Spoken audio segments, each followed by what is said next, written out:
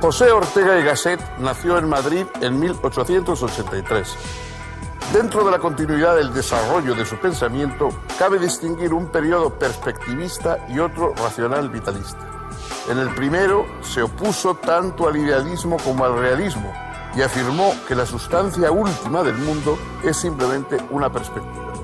En el segundo reinterpretó la razón como razón viviente y la vida como realidad biográfica y última. José Ortega y Gasset provenía de una familia de la alta burguesía madrileña. Su abuelo materno y su padre fueron notorios periodistas y él mismo mostró pronto dotes suficientes para emularlos. A los 8 años es inscripto en el internado jesuita de El Palo, en Málaga. En 1897 obtuvo el título de bachiller con promedio sobresaliente e ingresa en la Universidad Central de Madrid, y da también numerosas conferencias. En 1913 funda la Liga para la Educación Política Española y poco después funda y dirige el semanario España, que da cabida a una vanguardia intelectual de reformistas liberales y socialistas moderados. Pero toda esta actividad no hace olvidar a Ortega sus intereses filosóficos, y en 1914, un mes después del nacimiento de su hija Soledad, y poco antes del estallido de la Primera Guerra Mundial, publica su primer libro, Meditaciones del Quijote. Esta obra, en las Meditaciones del Quijote, Ortega acuña la frase que se va a convertir casi en el lema y en el frontispicio de toda su obra filosófica. Yo soy yo y mi circunstancia. Y añade: y si no la salvo a ella, tampoco me podré salvar yo. Es decir, el ser humano es evidentemente una individualidad.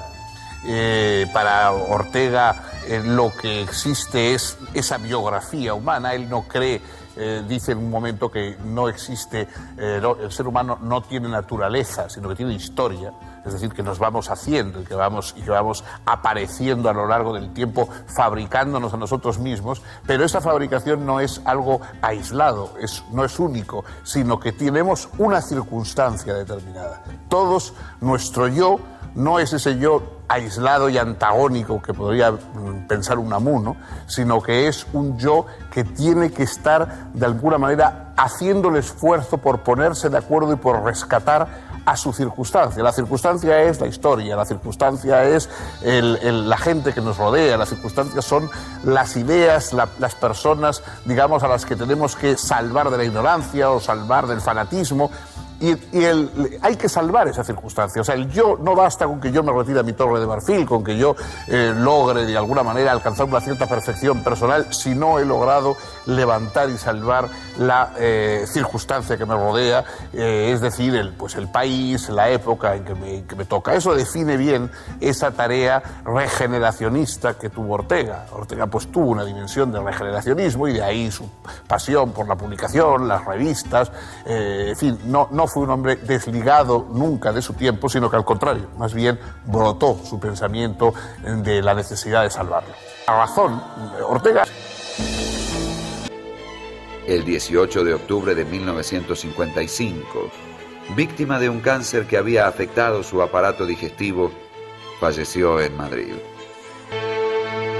Es que se daban habitualmente en la universidad. Es fecundo. Es raro leer una página, leer un ensayo de Ortega sin encontrar una serie de cosas que nos ayudan a nosotros a pensar. O sea, bueno, él saca sus propias conclusiones, pero nos da una idea que nosotros podemos utilizar. Quizá una de las más sugestivas es la distinción entre ideas y creencias. Él dice que creencias es aquello en lo que estamos. Es decir, nosotros tenemos una serie de creencias que no discutimos, que no criticamos, que damos por descontadas y a partir de las cuales pues desarrollamos nuestra vida. Es decir, esas creencias no nos las planteamos, las vivimos, las necesitamos, pero no nos las planteamos. Y luego están las ideas, y las ideas ahí sí ya son reflexivas, son controvertidas, sobre ellas pensamos, podemos prescindir de ideas pero no de creencias. De alguna forma, a veces incluso las ideas pasan a convertirse en creencias con el tiempo, con la rutina, etc. Hay muchas muchas ideas importantes en Ortega y muchas ideas que siguen siéndolo. Ha pasado, como muchos pensadores, un cierto purgatorio. En una época estaba bien visto hablar mal de Ortega o desdeñar a Ortega, pero yo creo que con el tiempo se va agigantando bastante su obra y se está viendo que es una obra de indudable mérito y sobre todo de indudable fecundidad.